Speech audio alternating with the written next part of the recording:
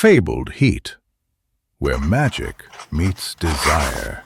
Subscribe to ignite the fantasy.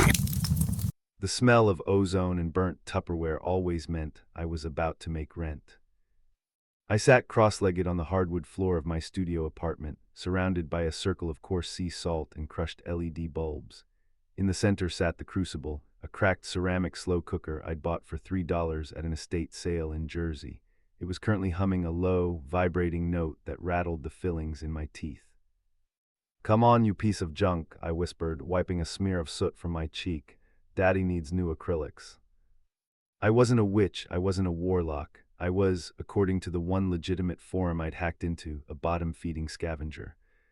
I bought occult books from the trunks of cars and garage sales, piecing together a form of necromancy that was less about raising armies of the dead and more about recycling.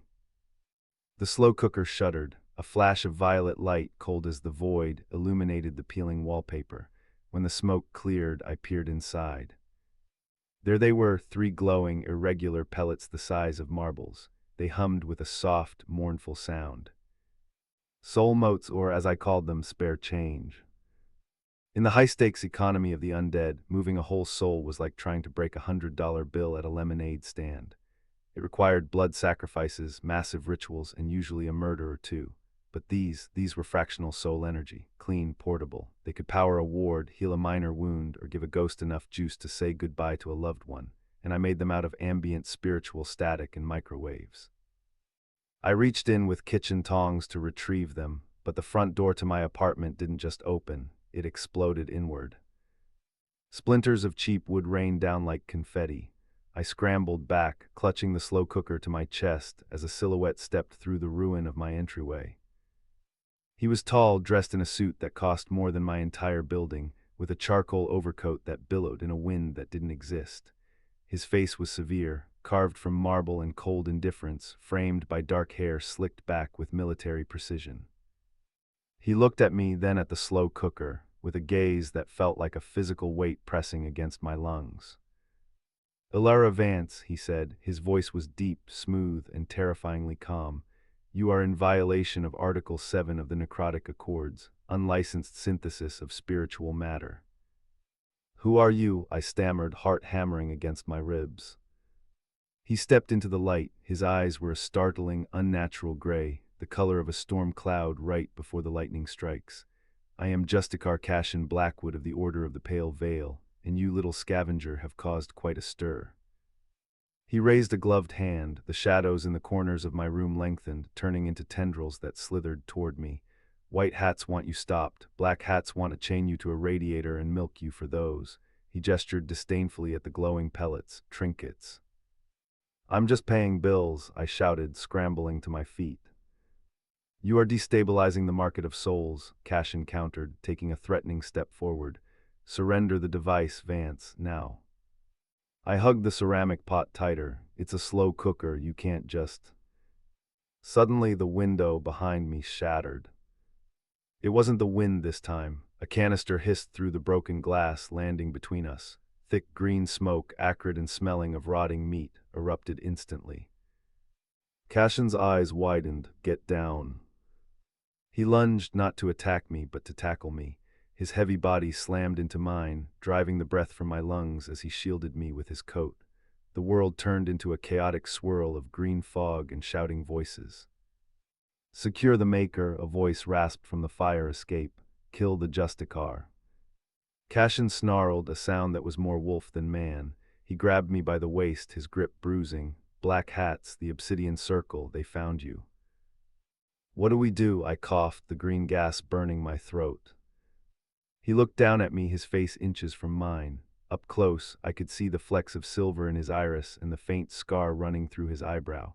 He smelled of expensive cologne and graveyard soil. "We run," he growled.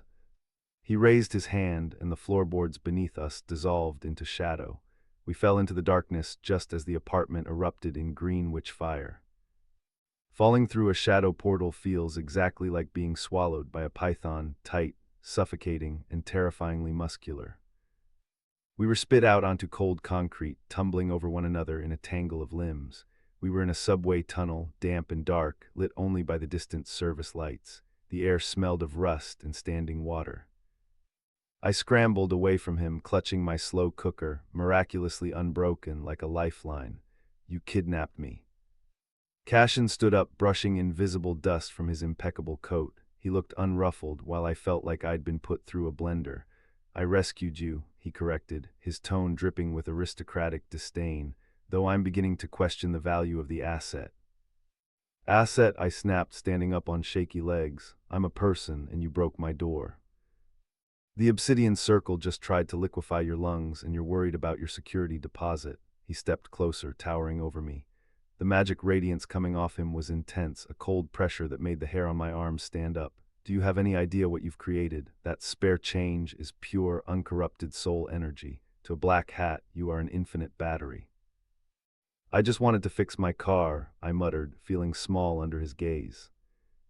Primitive, he scoffed. You wield power you don't understand, untrained and reckless. You're a child playing with a loaded gun in a crowded room. At least I built the gun myself, I retorted, chin high. I didn't have some fancy academy hand it to me. His jaw tightened. For a second I thought he might strike me or bind me with those shadow tendrils again. Instead, he grabbed my wrist. His skin was cool, his fingers long and strong. We need to move. The circle can track the residue of the portal. We aren't safe here. He dragged me deeper into the tunnel. We walked in silence for 10 minutes, the tension between us thick enough to cut. I watched his back, broad shoulders, the rigid posture of a soldier or a king. He was infuriatingly handsome, which only made me hate him more. Where are we going? I asked eventually. A safe house, an old ossuary beneath the city, he replied without looking back. Suddenly the tunnel shook. A low, guttural roar echoed from the darkness behind us. It didn't sound like a train. It sounded like something dead that was very, very angry. Cassian spun around, releasing my wrist. He pulled a silver dagger from inside his coat. They summoned a flesh hulk, damn it. They what? A construct of stitched corpses, big, stupid, hard to kill. He looked at me, his gray eyes assessing. Can you fight? I have a slow cooker and some pepper spray. Stay behind me. The beast rounded the bend. It was massive, a hulking mound of gray, necrotic flesh that filled the tunnel, scraping against the ceiling. It roared, spraying putrid fluid.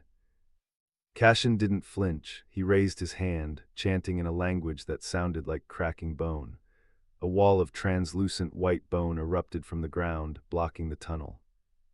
The monster slammed into it. The bone wall cracked.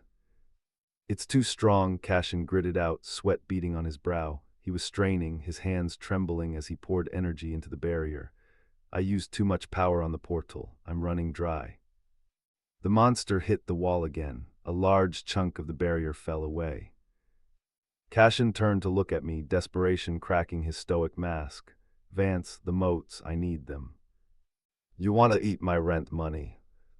If I don't absorb that energy, we are both dead in 30 seconds. The wall splintered again. A massive, rotting hand reached through, clawing at the air inches from Cassian's face. I looked at the glowing pellets in my pot, then at Cassian, whose knees were buckling. Fine, I screamed. I grabbed a mote. It was warm, vibrating with life. How do I give it to you? I yelled. Cassian turned, his eyes burning with a dark, hungry intensity. Direct contact. The energy is volatile. You have to feed it to me. The wall shattered. The flesh hulk roared, stumbling over the debris of the bone wall. Now Elara, Cassian shouted. I didn't think. I lunged forward, slamming the glowing mote against his chest, right over his heart.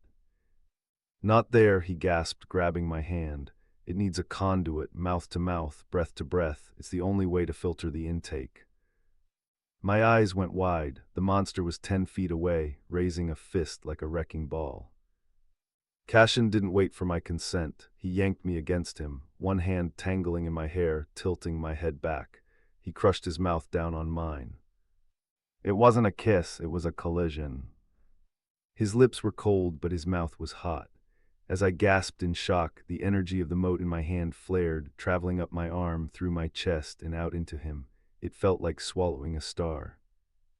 I moaned into his mouth, the sensation overwhelming, electric, intimate, and raw. I could feel his soul brushing against mine, vast and structured like a cathedral, starkly different from my messy, cluttered spirit. He drank the power from me, his tongue sweeping into my mouth, demanding everything I had. It lasted only seconds, but it felt like hours. Cassian broke the kiss with a ragged inhale. His eyes were no longer gray, they were glowing with a terrifying white luminance. He spun around, his coat whipping the air. He didn't chant this time, he just thrust his hand forward. A beam of pure, blinding white light erupted from his palm, hitting the flesh Hulk square in the chest. The monster didn't just die, it disintegrated. The necrotic flesh turned to ash instantly, blown backward by the force of the blast. Silence fell over the tunnel, save for our heavy breathing. Cassian slumped against the damp tunnel wall, sliding down until he hit the floor. The glow faded from his eyes, leaving him looking exhausted and pale.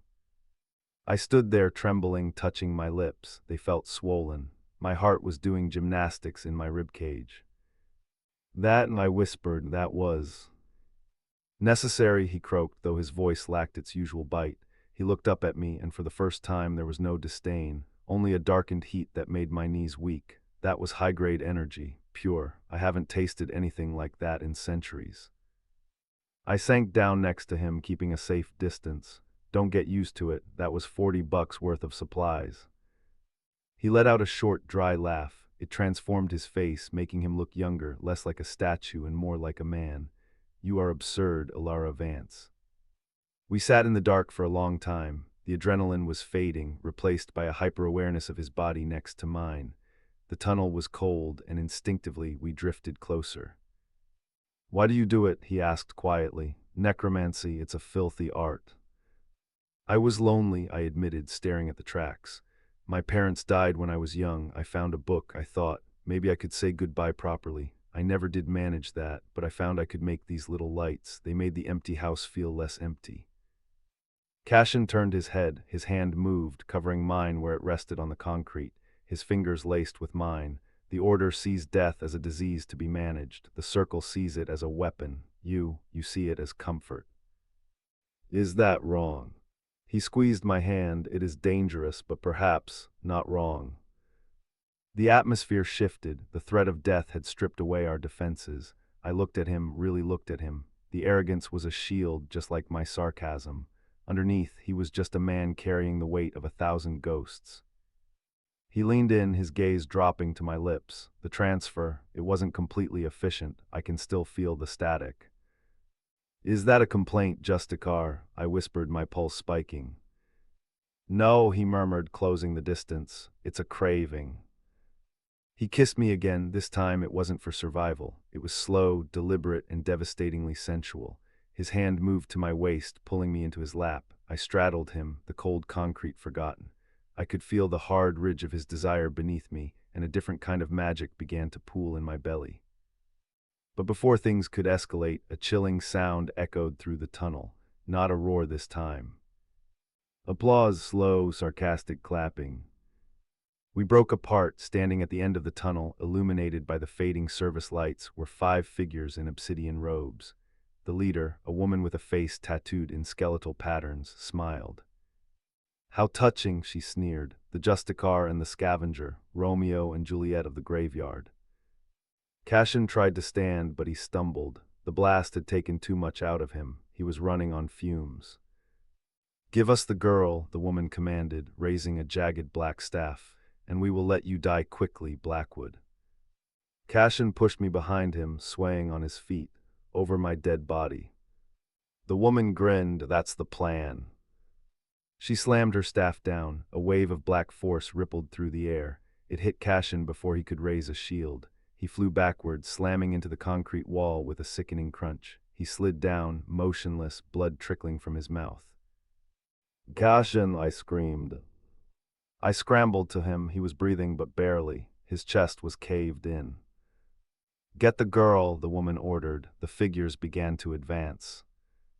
I looked at Cassian's broken body. Then I looked at my slow cooker. I had 2 motes left. You want a battery? I hissed, standing up and facing the black hats. I plunged my hands into the ceramic pot, grabbing both motes. They burned my skin, hot and angry. I'll give you a battery. The obsidian necromancers paused, sensing the shift in the air. Usually my motes were stable, calm, spare change, but I wasn't calm anymore. I was terrified, furious, and holding the soul equivalent of a live grenade. Back off, I screamed. I squeezed the motes until they cracked. Raw, unrefined spiritual energy flooded my system. It wasn't the clean transfer I'd given Cassian. This was wild. It felt like lightning was replacing my blood. My eyes flared violet. The leader laughed. You don't know how to wield that, little scavenger. You'll burn yourself out. Maybe, I gritted out. I looked down at Cassian. He was dying. I could see his soul flickering, trying to detach from his body. I dropped to my knees beside him, ignoring the approaching enemies. What are you doing? The woman shrieked. Seize her. I placed my glowing hands on Cassian's chest. I didn't try to fight them. I didn't try to blast them with light. I did what I did best. I tinkered. I recycled. I took the raw energy of the motes and I wove it. I pushed it into Cassian's broken ribs, into his failing heart. I wasn't raising the dead. I was jump-starting the living. Heal, I commanded. Stay. Violet light exploded outward, a shockwave that knocked the black hats off their feet. The tunnel shook. The light was blinding, warm, and smelled of ozone and home.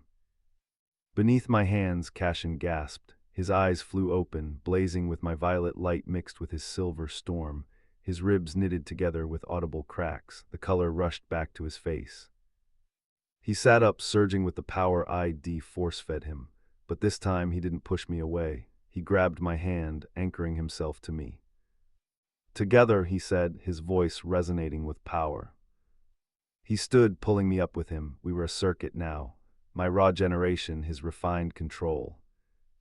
The black hats scrambled to their feet, casting bolts of dark fire.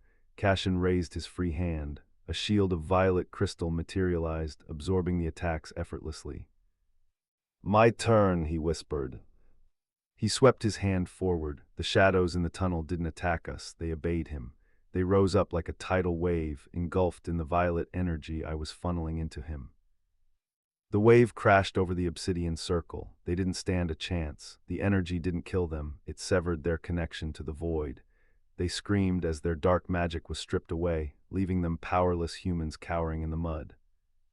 Cassian clenched his fist, and the shadows solidified into cages, trapping them. Silence returned to the tunnel. The glow faded from my skin. My knees gave out.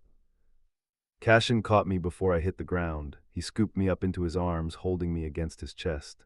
I could hear his heartbeat, strong, steady, and alive. You, he breathed, looking down at me with awe. You used raw soul matter to knit flesh. That's impossible. It's theoretical high magic. It's junk magic, I mumbled, burying my face in his coat. I just fixed the lake. He chuckled, a warm sound that vibrated through me. He carried me out of the tunnel, stepping over the caged necromancers without a glance. 2 days later.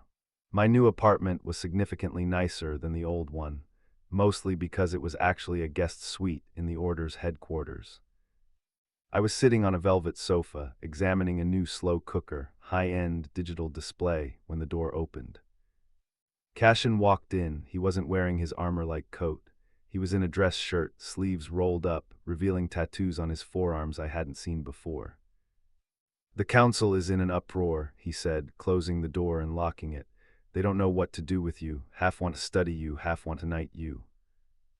And the black hats. In custody, the obsidian circle is broken. He walked over to the sofa and sat down next to me, invading my personal space with the confidence of a man who knew he was welcome. And what do you want, Cassian? I asked, looking up at him. He reached out, tracing the line of my jaw with his thumb.